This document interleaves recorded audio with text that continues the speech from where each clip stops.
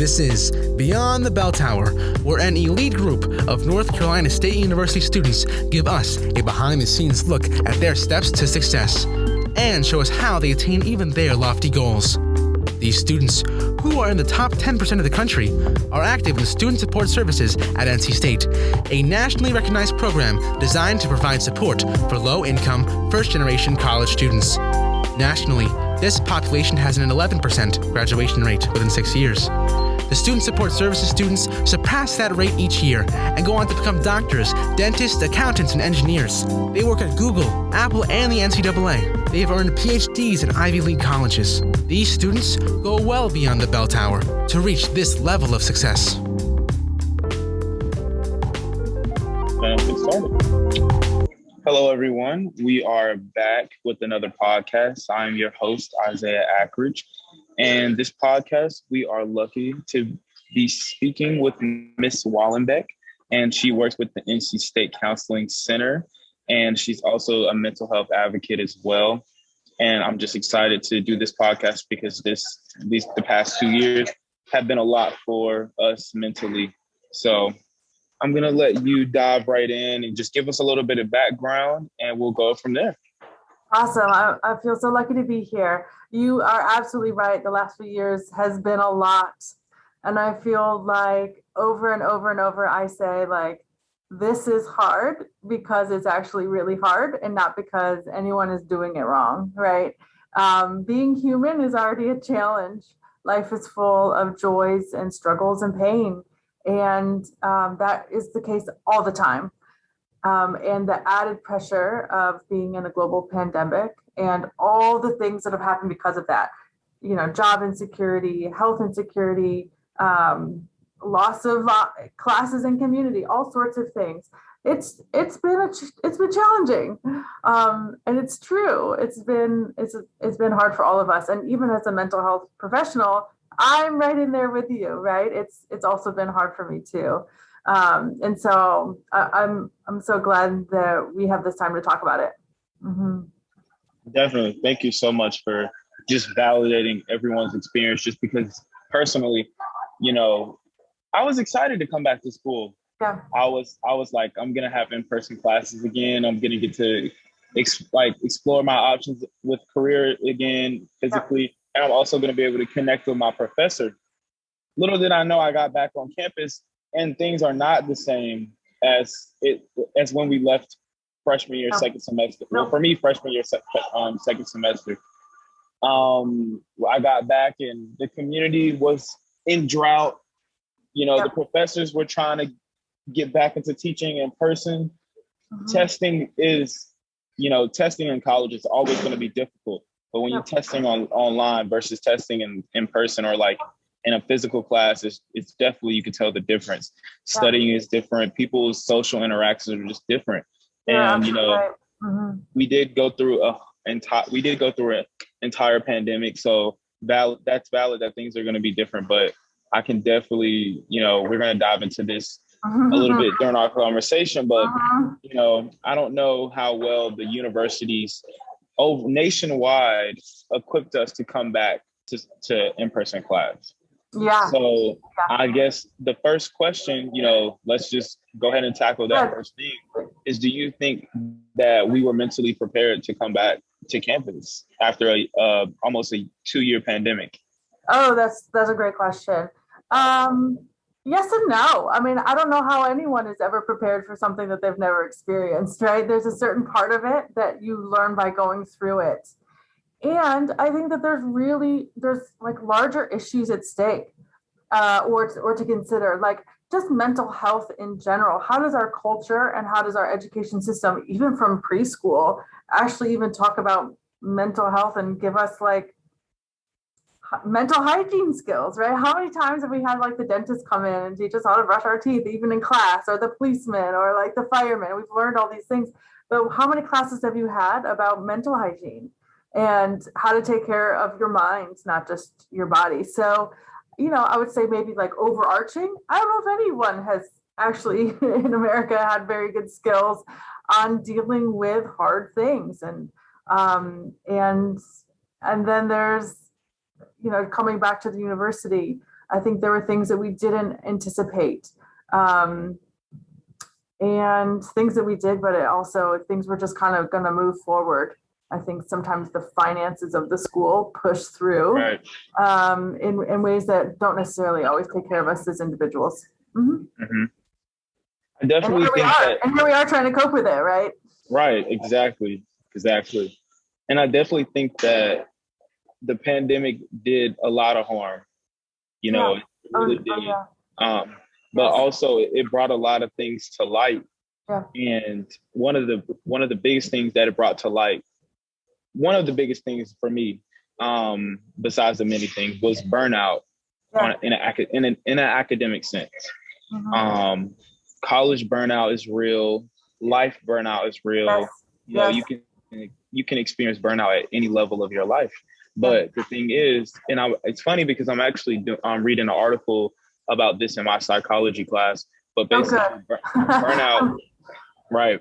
Burnout leads to lack of empathy, because if they were doing a study on college students, and one of the key points that it took away from is that college students, that when they experience burnout, they tend to only think about themselves because they're so burnt out from utilizing all of their mental capacity. They don't have time to think about others. And, thinking about others and putting yourself in others' shoes is the main source of empathy. Yep. And so burnout does lead to many things, but, one of the things is lack of empathy. So, and how that affects us as a community. Exactly. How well can we even connect with each other? Right. Exactly. So if everybody's burnt out from school or just the pandemic, then how are we going to build a community? Because nobody knows how we feel about each other. Yeah. And it is definitely a mental thing, an emotional thing, and it also affects us physically. Right. I feel like over and over, I don't know if I've had a single client that hasn't said, like, I'm having a hard time just focusing. I feel more tired. I'm more anxious, right? I feel like I can't show up to the things I want to show up in, right? There's a physical side to it as well, and a mental side. And I think in some ways we've been maybe caught off guard in both arenas. I definitely agree with that. So let's talk a little bit about mental health resources, because I feel like a lot of students, they know about therapy, but they don't know what therapy can offer. Or they know about therapy and they have so many preconceived notions or like prejudgments about therapy. So could you just clear the air and just talk a little bit about what you do within your work and why that work is so powerful? Oh, yeah. I love you kind of brought up some of our preconceived notions, right? Even when I think about what counselors look like on TV, some of that's really true and some of it really isn't. And I think there's also an idea that that your problem has to be big enough or bad enough or serious enough in order to come to therapy and see a counselor or see a mental health professional. And then you kind of get into this game of like, is it bad enough? And then you start kind of comparing your grief or your pain to someone else's. And that's just never really helpful. So in the work that I do, and I would say even with my colleagues, there's a whole spectrum from I'm having a hard time focusing in class or getting out of bed. Can we talk about that? Or I have a relationship that just isn't going the way I want it to. Can we talk about that? Or something really serious, like I was violated and I don't feel safe anymore. How do I go on? So the concerns that we get are you name it, right? Anything that a human being experiences. So addictive behaviors, relationships with others, relationships with yourself, experience with anxiety, experience with depression, just feeling like you're not yourself, how to better take a test. You're like, what happens with social anxiety? What happens with test anxiety? How to have more purpose, how to live the life that you want. We do career coaching. So maybe I'm not in the right major. How do I even figure that out? So it's quite broad. And we can also be really, really specific in a particular goal that you want to focus on. Yeah. Is that surprising for you to even hear? Yes, it is. Just because, I started utilizing therapy resources my sophomore year of college during the pandemic. So this was freshman year. We got kicked out second semester. Yep. Then we came back for For a like hot second. it was like 3 weeks, and I was like, okay, maybe life is normal. You know, we came back, and of course, actually, let me rephrase that. Life wasn't normal, but I thought that we were adjusting back to a new way of living. Right. So we got back, and I was like, okay, we're going back to person. You know, we got to wear our mask and whatnot. But that was just not the case, because 3 weeks later, students got sent home. Yeah. So my world got flipped once again from second semester freshman year, and now first semester of my sophomore year. And a lot of things were going like a friend from my hometown had, you know, ended her life and whatnot. Yes. And so I knew that it was just one specific week. And I just didn't feel like myself. So I was, you know, what do? You get on your phone and Google search, why am I feeling weird, or why am I not feeling normal? And then why am I not feeling anything, right? Why am I numb? Exactly. Yeah. So you go through this loophole of this search and, you know, self-diagnosing yourself. And then, you know, something inside of me just said, hey, reach out to the counseling center. So I started to get my therapy, and I started receiving those services. And then, you know, I'm not going to say that my life changed drastically immediately, but I can totally see a complete difference from when I first started therapy till now. And I'm still continuing, because even if I don't have issues, I need to check in with myself. I need to have, and you should, just a little disclaimer, I feel like you should check in with yourself every day. Mm-hmm. Just having an appointed hour every month to check in with yourself is like necessary to continue the development of your life. Yeah. You know, because just like we go to the hospital, we go to checkups for kids, we go to checkups for our dental health, hygiene, whatnot. Why isn't mental health incentivized, or like why isn't mental health incentivized as much? Yeah. So and could you answer that? Yeah. Why isn't it? Yeah. Why isn't it? Oh man, that's such a good question. Why isn't it? I mean, I'm also come from like the social science background, so I always think about systems, like who benefits from us actually not taking care of ourselves. You know, that kind of gets into some big deep waters. But I also, even in that discussion, like I just want to claim my own value, that I have values around equity, that every single person is a sacred individual and deserves the same opportunities and consideration and compassion. And so because of that, from that just basic belief, I think that I deserve care and rest and to be the best person I can be, given my circumstances. Just like a well-oiled machine, you know, like a Ferrari is going to receive a lot of attention to make sure all of its components are working well. I deserve that care too, right? It involves maintenance, like you said. It also involves like prioritizing it. It involves scheduling it. And also the joy of knowing that your cylinders are striking, right? Like exactly. It can be a joyful experience. And so I want to live a life that's rich and meaningful. And what does that mean for me? It means I need to take care of myself. Other people might find other answers to that question, but I can't think of a single person that wouldn't benefit from talking thoughtfully about who they want to be, what type of person they want to be in the world, what type of relationships they want to have, and how to actually make it happen. And I totally agree with that. So I would also just like to point out, you know, TRIO is a marginalized first generation serving institution, technically, of a program. So, you know, I'm first gen, African American male, all the things. Yep. Could you all the more reason, right? Right. Within your research, I just had a quick question. Within your research, why has mental health been stigmatized in our community through your research? In the first gen community, Yeah, or like, well, the black, like African within the American, black community. within the Black community? Hmm. I feel a little nervous answering that question as someone who's not part of that community, but I can speak to it some. I think there's a lot of really great reasons why Black Americans, actually Black people around the world globally, um, mistrust and should actually mistrust the medical professions.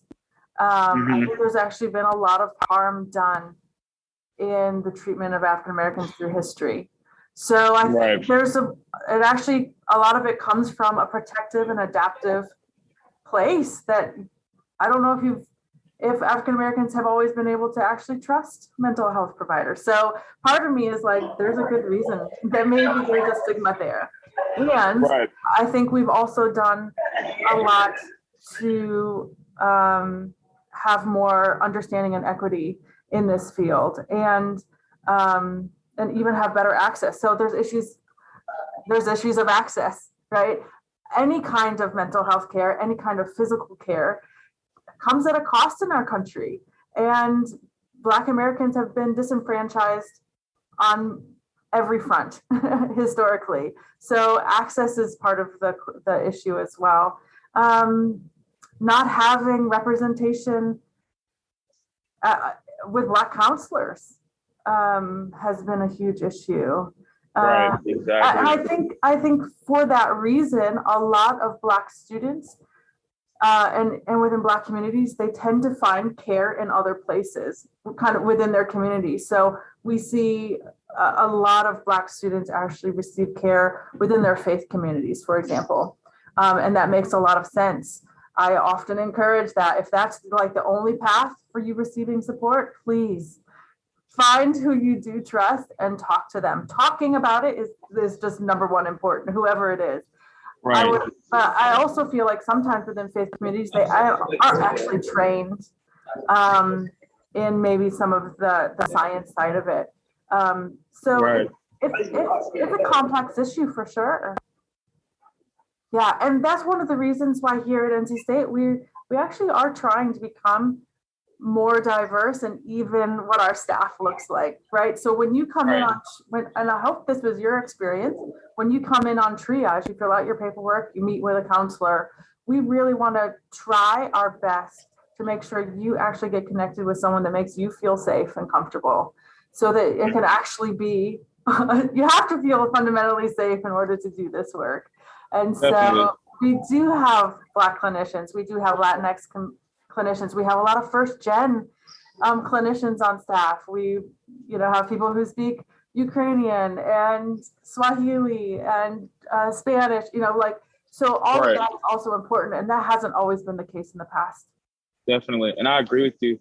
And I really like that question and your response, because it's very powerful to realize, and I want the listeners to realize that, even though we do go to a predominantly white institution and there is a majority white working force within the NC State Counseling Center, it's important to realize that, yourself, I can't speak for your other coworkers, but you at least have a level of awareness into the situation of different communities, which allows you to be more perceptive to like different situations. So I think that was a really great response to. I wouldn't want you to work with someone who didn't have this awareness, honestly. I wasn't going to talk about it right from the beginning, and we're talking about this, and I fully recognize I'm a person of privilege, and I also want to make sure that that if you come into the counseling center and don't actually get matched with someone that you feel safe with, it is also our job to get you connected with another counselor. And a lot of our work is actually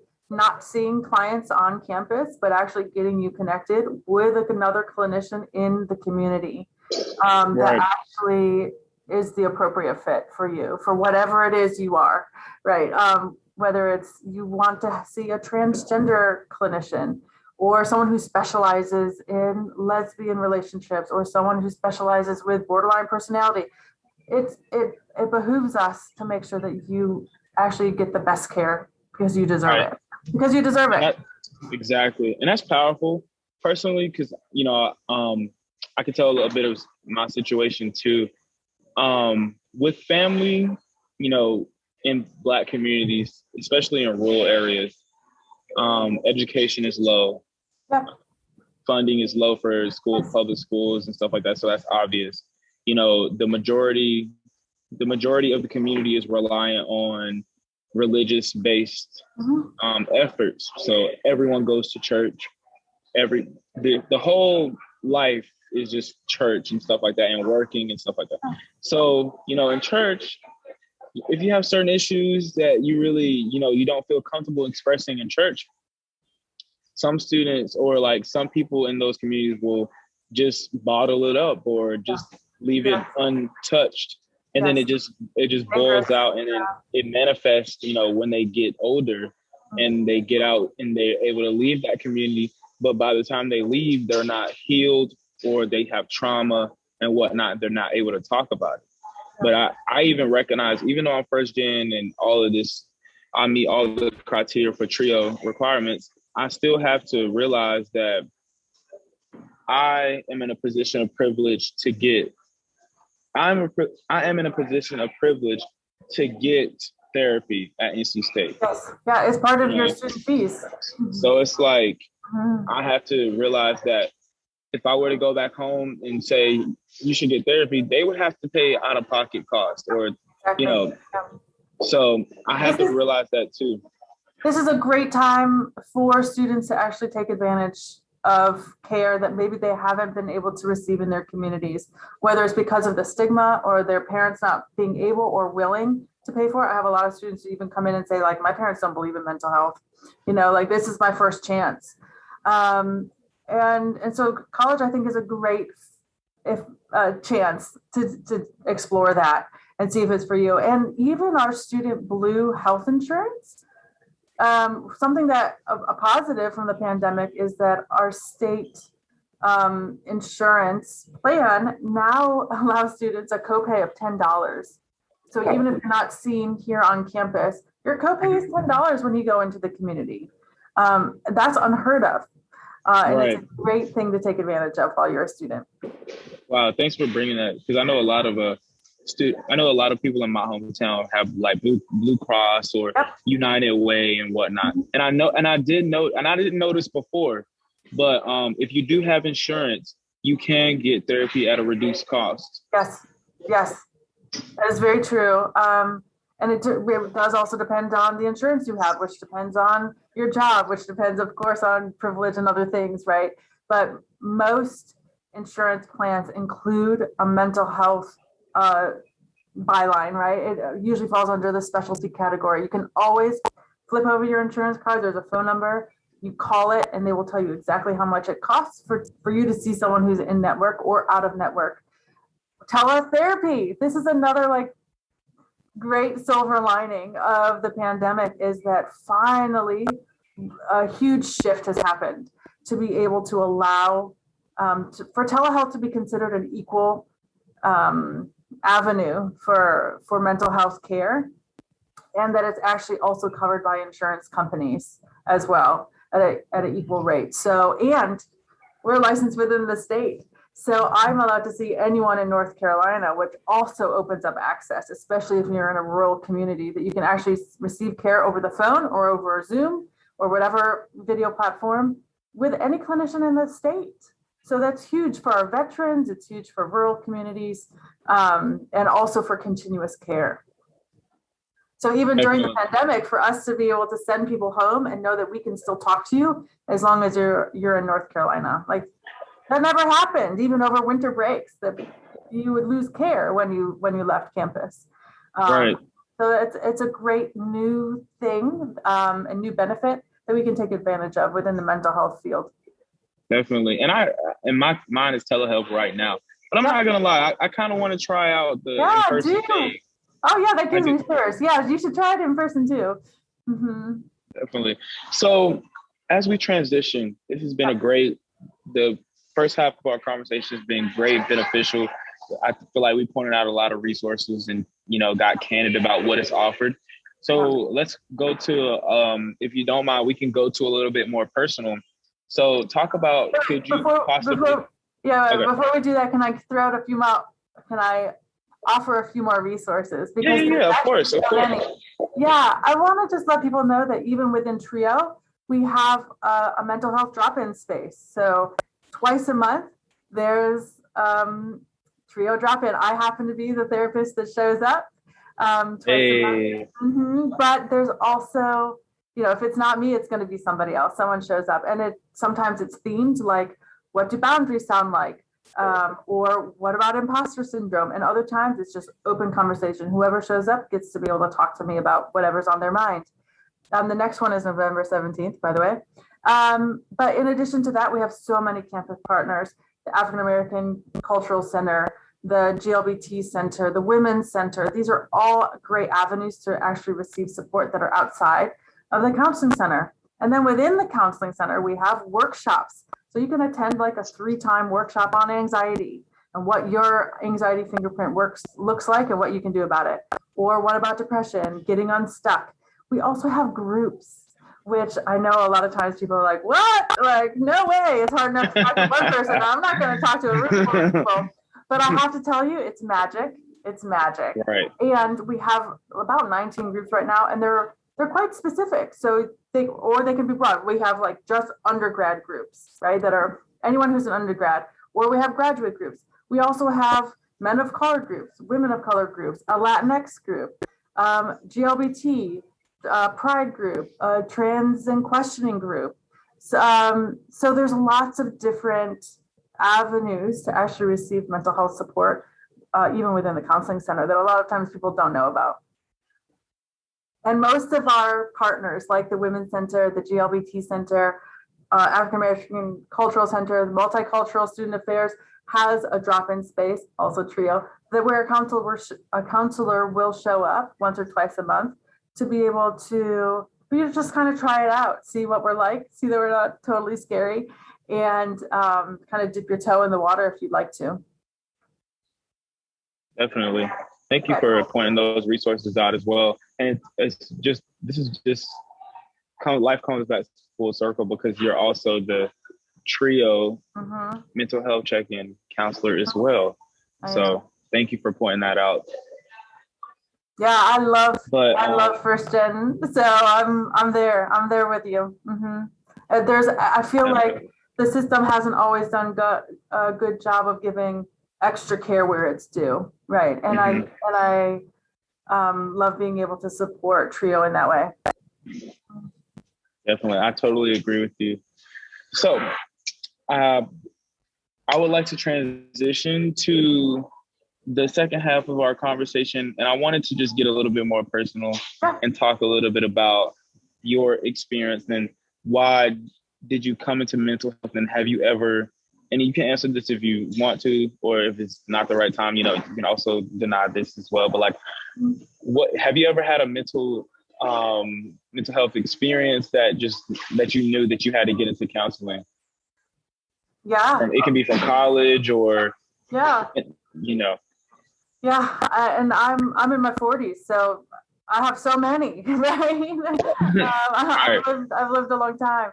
So actually, my first true experience with a mental health professional was when I was in college, and I was going through a breakup, and I just was like confused, and it was changing my relationship with other friends and with my family, and I was just really doubting myself and wasn't sure what was going on. And so that was the first time I actually reached out to a mental health professional that was at the small university that I was at. And here I am, full circle, kind of, being a mental health professional at a college again. It feels really meaningful. Another time in my life that really stands out to me was I was actually my first year here in Raleigh. I had never lived in Raleigh. I had never been here before I showed up. My husband actually came for graduate school, but we showed up sight unseen, knew no one here. And we had done a little bit of moving, like we'd been out of the country and kind of just showed up. And so there was just so many changes in moving location, coming to a place with a very different culture, not knowing our way around, not having friends. Like I sometimes describe it as like a snow globe. where there's Ooh. a nice serene picture in there somewhere, but it just got shaken up and nothing feels settled, right? It's all just so swirly, and it's a really important time to like reestablish who you are and what you care about, but you don't even know what to do and where to turn, and your supports aren't there. And I was actually a middle school teacher at the time. So that's actually my background, is I'm an elementary and middle school teacher. And yeah, so I've seen mental health kind of go through the whole spectrum, right? And I was teaching and caring a lot and giving a lot to other people. And I was lost myself. And I was at the point where I knew I needed help, and I couldn't even quite do it. To negotiate insurance and the phone book, and I don't know where these places even are. Like, is it in walking distance? I don't even know. I couldn't actually do it myself. And my friend actually is the one who made the phone call and actually scheduled an appointment for me based on my insurance. And I showed up, but I couldn't even do it myself. And I was like a grown ass adult and was a teacher at the time, right? But personally, my cup was empty. And I have a lot of compassion when I see students who are in that place of like, it's so hard sometimes to even do the things that you know you want to do. Exactly. And it was life-changing at the time for me to go. And I even only saw that therapist maybe 3 times, but just taking that step, it was the first time I ever took medication for depression and anxiety. And so that was a big step for me too. And it was life-changing. It was life-changing. Wow. I would like to thank you for sharing that and being vulnerable in this moment. Because I just feel like, a lot of the things that we that we do throughout life, it loses the substance to it, because, we're going through the motions every day. We're having families, we're moving, we're doing all of this. And when you actually look back, it might be 10, 15 years from now when you actually take the time to realize what you've done. Yeah. But actually taking the time to just sit in this space and realize this is the moment that you soak everything in, and do that on a consistent basis. Sorry, it's a little loud. Okay. Okay. And do that on a consistent basis. It just breathes life into all of our situations and all the experiences that we go through. So I appreciate you for sharing that. Yeah, I think too, like you said, like we have all these things going on, and I think even for myself in that story, like I could hold it together when I was at work, and I was a great teacher, right? And I could support other people, but when I got home, I was done, and I actually couldn't take care of myself, right? We're really good at hiding it because society tells us that you're supposed to be happy, you're supposed to be successful. This is what it looks like being a good human. And so we're actually masters at hiding it. And I hear this a lot with students. I think that's part of why I want to bring this up, is that students sit in front of me or now over the computer and say like, I'm the only one. I'm the only one. No one else seems to feel this way. Everyone else seems to be able to do it and show up and do their classes and still like brush their teeth, and I can't. And the truth is, like, everyone's faking it. Yes. We're all human. Yes. There's no cure for being human. Like, we all have to show up and do this work. And I actually think like maybe part of the solution is not pretending anymore. And in some ways, I think, again, the pandemic has allowed a little bit of that veil to roll back, and for us to be able to say like, yeah, I'm not doing well. It's given us permission sometimes to admit that we have anxiety. In some ways, it's given us permission to talk about grief in ways that we haven't been able to in the past. But it's a human condition. It is. I don't want to be as good at faking it anymore. Wow. And I think that is the title of this podcast. I don't want to have to think it anymore. I don't want to have to think it anymore. Why should we have to? It's not a weakness. It's actually our strength. And I think we're also pack animals, right? It's not just the wolf pack, but humans aren't meant to be individuals. And I think that shame of keeping it to ourselves is actually so destructive. It eats us away from the inside, and actually not faking it and talking about it openly is actually our salvation. And that's what mental health is about. It's also what community is about. I would love for my profession to not exist anymore. And that would actually take us all just being a better community to each other. That's, that would be my goal, is for us to be able to do this work with each other. Wow, that statement is very powerful. And it just brings it back to the therapy, because I could just say that when I started therapy and like till now, like I'm less afraid to express how I feel. And like, of course, in the weirdest way, when people talk about, oh, you when you express how you feel, you're blunt and stuff like that.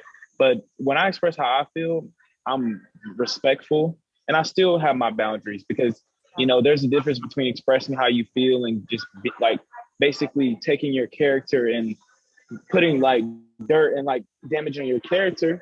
But you can still keep your character and say, hey, like, I don't like how you did this, or I don't agree with what you said, or, just addressing how you feel at any moment. If you're happy with somebody, and that's the thing, like, just a little side note, because I'm Generation Z, so it's like my generation has a very hard time with expressing how we feel about somebody. Like we rather it's a trend to act like you don't care about somebody, right, when we actually care really deeply. Yeah. So like that's what our generation is going through. Yeah. And so it feels incongruous inside of you, right? Like you feel that tension inside of you when you actually do say something that you don't agree with, or that you act a way that isn't actually how you feel. It doesn't feel right. It's right? rigid. It's rigid. And it's like our own bodies kind of respond to it. It's not. It does. There's a peace. You can be at peace with being honest and truthful in a kind way. Actually, kindness or honesty is an invitation to people knowing you better and you knowing other people better. It is. And we're not saying let people take advantage of you, or put yourself in situations where you're decreasing your value to increase somebody else's value. No, not at all. Being kind is having respect and love for each other, but also still staying true to yourself and not letting people run over you, but then also showing other people, other people respect as well. Yeah. Now, it's a difference between being too nice and being kind, for sure. No. Yeah.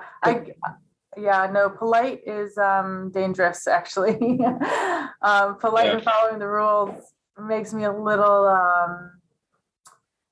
nervous or like suspicious, because I don't have a sense that it's actually honest.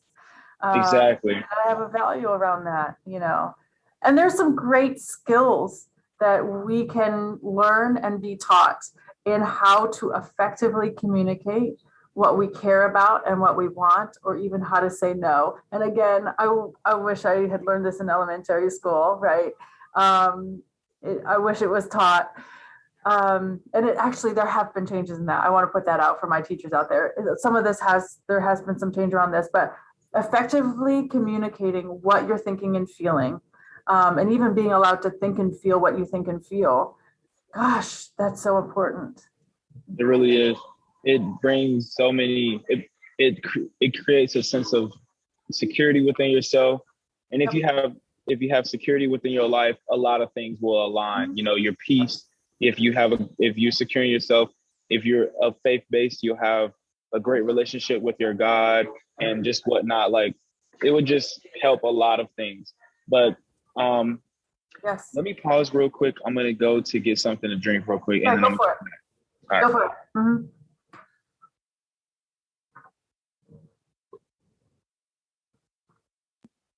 All right, I'm back. Yep.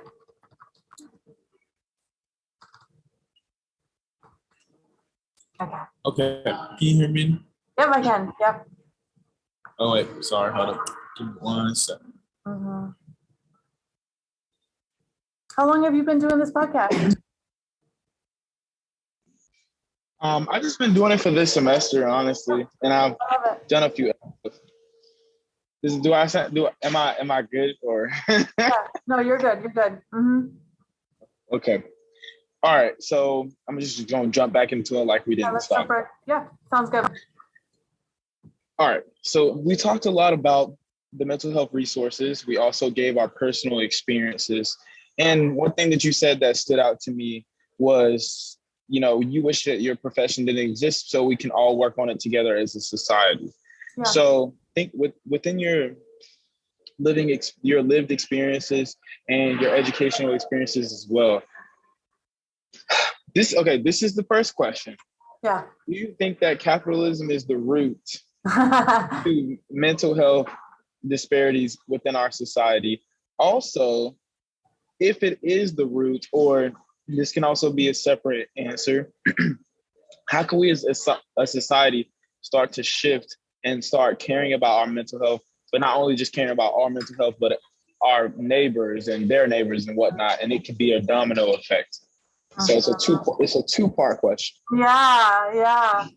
I mean, I love that you brought capitalism into this, right? Yeah, right. So when I think about mental health, and we might have already alluded to this, like who benefits from me actually not attending to my mental health, right? I think that's an interesting systemic question to ask. And then who actually benefits from me attending to my mental health? So even, capitalism's definitely one of the big isms. I don't know if it's the root of it all. I think before capitalism existed, oppression still existed, and people maybe weren't attending to their mental health and who they are as people even before capitalism. And yet I think it's a huge force. It's a huge force. Even just the progress at all costs, efficiency at all costs, production over and product over like the workers themselves, and rest. Right. Leisure and rest and creativity are things that are often lost in well-oiled capitalist societies. And so I definitely think it's a huge contributing factor. I mean, I think white supremacy is as well. And we see that kind of coupled with capitalism worldwide as well. I don't even know where one begins and one ends anymore. They definitely contribute to mental health disparities, any kind of oppression, any system of oppression. So even like genderism and a binary gender, I think even contributes. So huge systemic systems that benefit from us not actually taking care of ourselves in this way. And remind me what your second question, did that answer it? Yeah, and the second part was, you answered the kind of preface to this question. How do you think that we can move forward in our mental health efforts? How can we move forward? Mm-hmm. It's countercultural. It's actually being countercultural. It's being a bit rebellious, right? It reminds me of like getting in good trouble. This is good trouble. Mental health, taking care of yourself is good trouble. And it's saying I'm not going to pay or work for time I'm not paid for. It's prioritizing leisure and rest and nap times. It's sometimes setting boundaries and saying no. It's also saying yes to the things that actually give us joy. Allowing ourselves to be creative, not just productive. Finding what makes us happy. Actually being really attuned and asking ourselves over and over and over, what actually makes my life rich and meaningful? And moving towards the things that make my life rich and meaningful. When I'm 80 years old, I don't want to say, wow, I was the most efficient worker at my workplace, right? Right. That won't actually make me feel at peace at the end of all of this. I want to be able to say, I cared about people. I worked towards equity and justice. I went swimming and took naps in the sun. Right? And there is a piece too that caring about myself is actually caring for my community. I can really only love others as much as I love myself. if my cup is empty, I can't be a good parent. I can't actually be a good coworker. And so it's actually my responsibility to my community that also inspires my work on myself. I think Wow. it's actually the path to Right. creating heaven on earth, right? It's actually the path to creating the society that I want it to be. Sometimes it has to start with me, even when other people don't agree. Definitely. And I just want to point out, as students are listening to this podcast, even if you're not a student and you happen to stumble upon this podcast, you want to work, if you decide to go the corporate route, and, if you're not working in a creative role, or, the artist and whatnot, if you go the corporate route or any route, if you work for a company that, if you were to pass away, can just replace you quickly, then don't even waste your time, going, if you need money, yes, everyone needs money. But if you don't even waste your time trying to prove yourself to that type of company. But if you work for a company that can say, hey, like, this person really impacted us and we really miss this person and things are not the same. We're kind of lacking our department. That's the type of company you want to work for, because your presence will be missed and all your hard work won't just be for the profit. And you know what I mean? You want to make an impact where you go. Yep. You can't, like, if a company that can easily replace you, you can't make impact there because they just going to replace you. So. And I like to think about this even as students. So even what are some of the like myths or lies that we've loved, right? The things that we've believed and taken as true about what it means to be a good student. Like, does a good student have to actually go to every class? Does a good student actually have to get A's on everything? Who are we as people? Right? What kind of person do I want to be even as I'm a student? Like, we can start applying these principles even to ourselves now before we even get to the workforce. So what does success look like for me? What kind of person do I want to be? What do I want to stand for? How do I take more naps even now? How do I cut myself some slack and know that my worth isn't even connected to this paper? I think these are great questions to ask even while we're in school. Definitely. It's such a freshman mindset to say, I got to come into college and only care about school. I'm going to kill it. Yeah.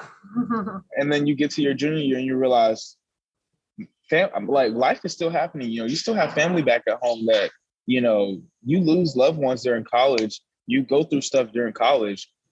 Life is going to continue whether you submit a paper about 11:59 or not. You know what I mean? Yeah. So I think that there's something that's both something that students can take away and professors.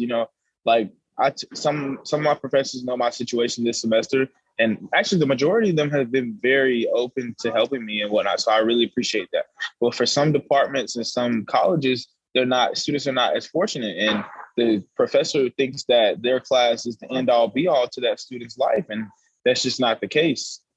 Yeah. So I find that a lot of students, the thing that they fear the most is disappointing their parents, disappointing themselves, or disappointing their professor or advisor. And frankly, I think sometimes it's okay if people get disappointed if we benefit. I think there's a balance there. We also can be considered in this situation. And maybe we don't take the research internship that someone wanted us to take because it actually wasn't what was best for us. Or, it comes up in lots of different ways. Turning in an incomplete paper to get most of the credit and walk away proud, right? Especially with artists, I feel like they can work on a design forever. Like, there is no end to creative projects. But to be able to say, I'm going to work on this for 5 hours and then I'm going to walk away proud and do the other things that are important to me. Right. It's setting boundaries with yourself is important. No, and that those messages of capitalism and productivity are healthy and oppressive, even in the academic setting. We are a money-making machine here, and I think we forget about that sometimes because it's academia. It's supposed to help us, and yet those systems are at work here too. We don't have to just Definitely play always by those rules. We need to take care of ourselves as students. Exactly. And let me just say this too. I've been working internships for the past 2 summers and just my junior year. When I go to my internship,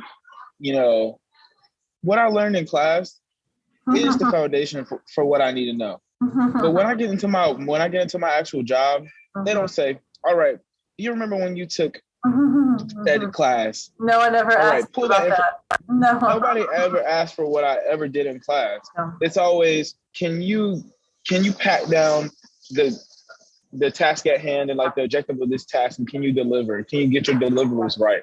If you can do that, you'll be successful at your job. But nobody's like, hey, you remember what you did in this class? Okay, you need to pull that knowledge back.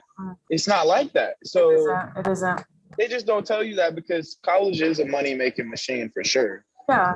Well, and this is, I'm also coming from middle school and elementary education. Like, teachers buy into this too and actually feed this line that like, you have to do all these things to get on your college application so that you'll be good enough, right? Or like this idea of scarcity, that there isn't enough always to go around and that you have to be. We kind of shame students into doing their homework and into trying to be the top of the class, but does it actually really matter? And this, right? I would rather have teachers, even in kindergarten and preschool, who are more, and definitely high school, who are more interested in the type of person you are and this, like you learning how to learn in order to get the information that you need, versus like just the numbers. Right? It feels hollow.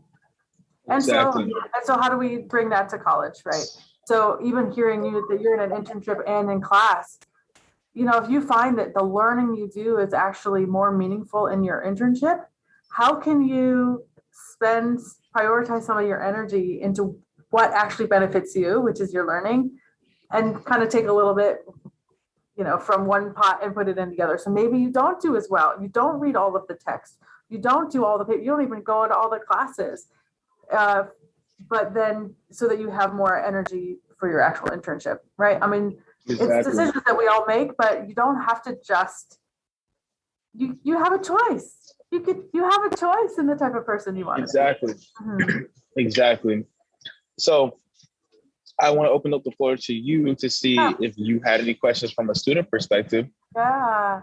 I really early heard you say that you were from the class that experienced COVID. Like your whole college experience has been under the veil of COVID.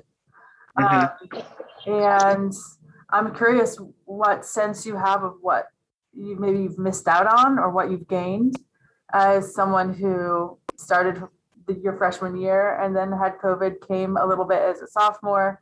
It's always been part of your existence. You don't know what college has been without it.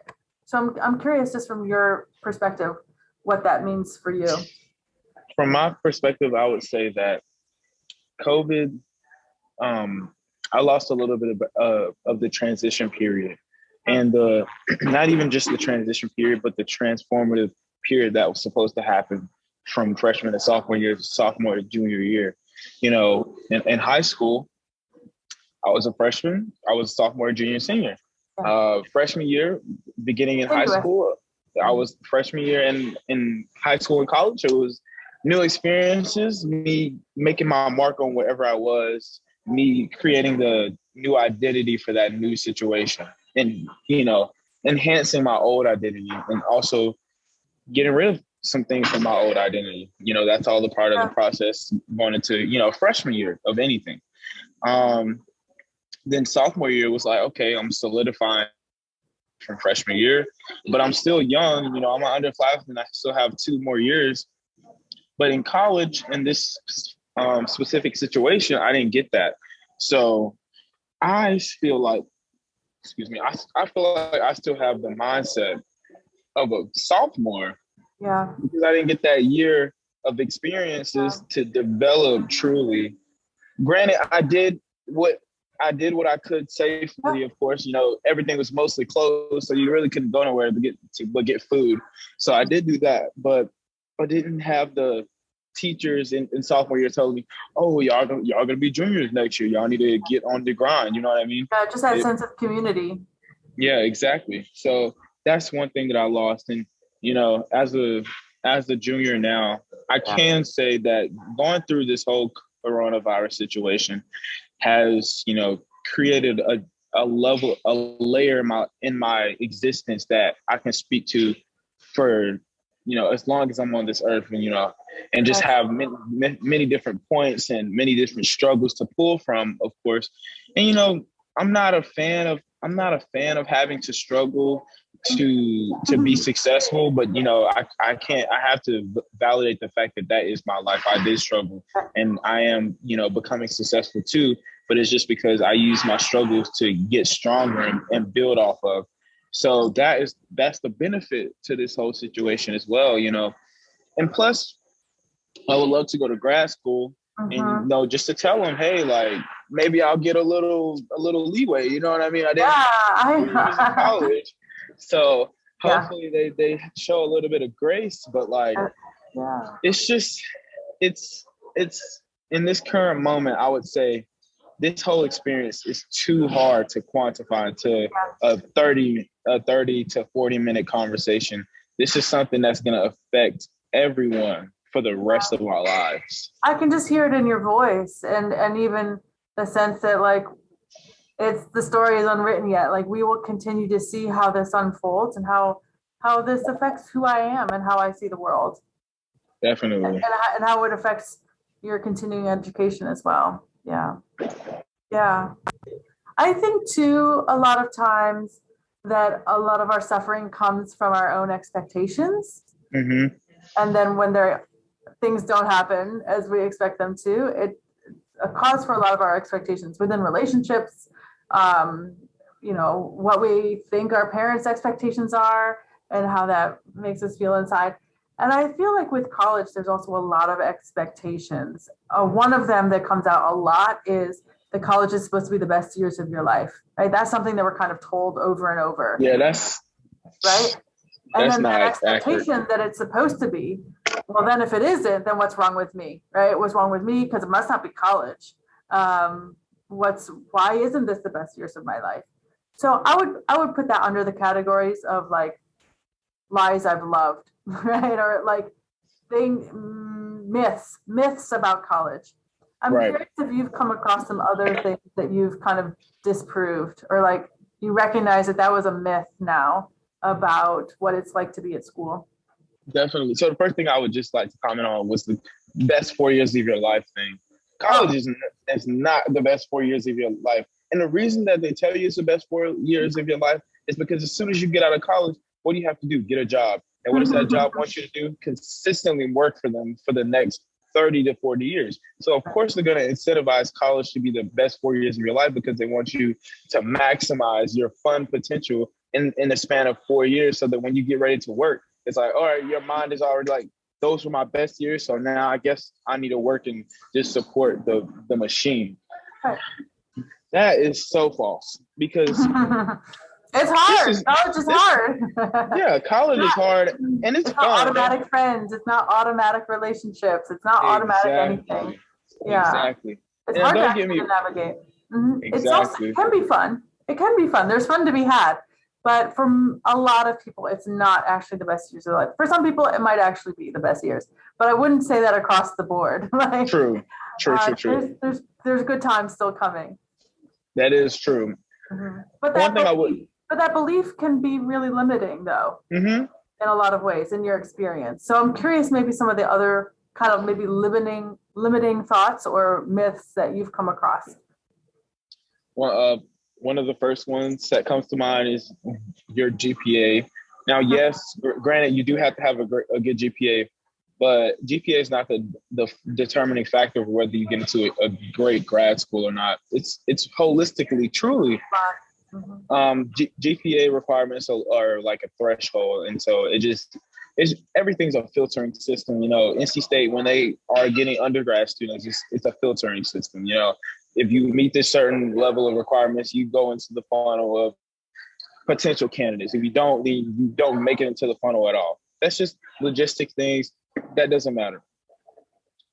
So GPA, finding a job after college, like, yes, you should find a job, but if you need a year to figure things out or a year to regroup after your 4 years, that's totally valid too. One thing that I see for other people is like they feel so behind because they see their peers getting, jobs and stuff, but it's like, hey, like you got your degree from a top-notch university.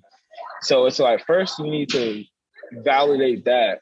And one thing that I want to leave as a gem for students that listen to this podcast is like, I would say that in college, this is the only time that you're going to have 30,000 people in one place that have the same, I mean, in a way, all have on the same agenda. Yeah, on the same agenda. So you can confine yourself to your major. You can confine yourself to your dorm. You can confine yourself to your, prescribed community. But once you get out of college, you're going to be like, I wish I would have connected with that creative. I wish I would have connected with that artist. I wish I would have connected with that engineer. Don't be the wish you could have, would have. Don't be that person. Be that person now and say, hey, I know that I need to create a massive network of people and I'm not saying that just use people in college because there's some very talented people in college.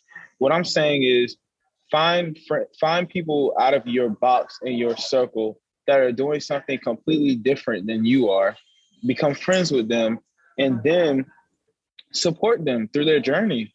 And then that, you never know, you may want to, you may be in tech, but you might want to paint. Well, if you're an engineer and you don't know anybody from the College of Design, you're not going to be able to transition to that. But if you're an engineer and you know somebody from the College of Design, you can say, hey, like, I'm thinking about switching to this career. What do you recommend me do? So I feel like the biggest advice that I've been telling myself and like going through is don't be afraid to get out of the box because a box is limiting. It's a box for a reason. I there's so many things that make me excited about what you're saying. One is that like I am a firm believer that like solving the world's problems, it's not going to come within one department, right? So we actually need to be cooperating and thinking, having representatives from art, design, biology, business, right, in order to solve any of the significant problems that we have. So why not start sooner? I'd love to see more collaboration within the colleges. So that, of course, makes me excited on a personal level that you want to be friends with people who think differently than you, and for that experience.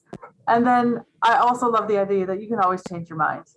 So when you realize you're in a box, you can bust out of it. If you decide that you were in biology and you want to go into design, you have reserved the right to change your mind at any point. You can graduate and get a job in marketing and then realize, it's not what I like anymore, or I actually have really great skills in management. I'm going to go into management.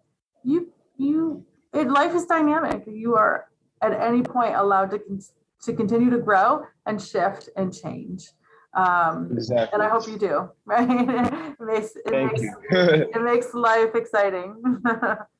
It does. I'm definitely a person that tries to go against the grain. So I want to continue to be that way and go with your grain, right? Go with your grain, even if it's against other people's grain. Yeah, that's exactly what I mean. Live your values. Yeah. I'm excited. I know. I'm talking to you. Yeah. Thank you. We definitely can continue our conversation outside of the podcast, but I just have to show my appreciation for you coming on today. And I know you probably have a busy life and you have a lot going on with your life. So I want to just appreciate and show gratitude to the fact that you took the time to do this with me as well. Is there anything you would like to say to our listeners before we wrap it up? I think I started by saying like, this is hard because it's hard.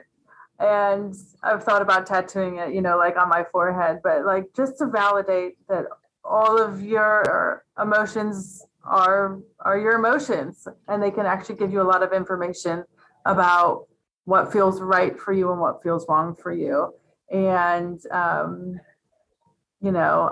want to make space for people to explore those parts of themselves, right? And whether it's with a counselor on campus, with a counselor off campus, I really wish the best for people, and really wish our students the ability to have access to the skills that can help them show up in their lives in the ways that they want to, right? That's what gets me up in the morning. And even, yes, I'm busy, and I wanted to make time for this podcast because this is important to me, right? It aligns with my values, and it makes me really excited about the future, right? You're younger than me. It makes me so excited about the future that you will create in the workplaces that you will work in, and the ways that you show up for your classmates. So a wonderful opportunity for me to be here. And I also just want to reiterate that students are welcome to contact the counseling center. And if we're not able to get you connected within the counseling center, we will get you connected with the appropriate resource outside of the counseling center within our community. And then we love doing it. It's our job. It's not just our job. We really love doing it. Right? Mm-hmm. Yeah. And I would encourage students from a student. So like, you know, it's different from hearing it from a professional, but from a student's perspective, if you don't take care of your mental health in college, it will come back to bite you. Period. And it's never too late. It's never too late. Yeah, it's never too late. And there's different types of counseling for different seasons of your life, you know, whether it's couples counseling or grief counseling. It can be, life is wonderful and challenging, and there's no reason to not reach out. Definitely. Thank you, Ms. Wallenbeck. I really appreciate you and everything that you do. Welcome. Definitely feel free to contact me anytime, and I really appreciate you, and I'm sure our listeners do as well. Thank you so much. You're welcome. You're welcome. I feel free to contact me anytime, or if you even just need like a little soundbite or anything. I want to be able to support you in this project. It's important to me too. Thank you. Okay. TRIO Student Support Services Program and Student Support Services STEM are federally funded college retention and completion programs. These programs focus on academic, personal, and career support for under-resourced undergraduate students. At TRIO SSS and SSS STEM, our goal is helping our students reach their goals. We are currently accepting new students to our program. Apply today. Go to www.ncsu.edu to learn more about student support services at NC State.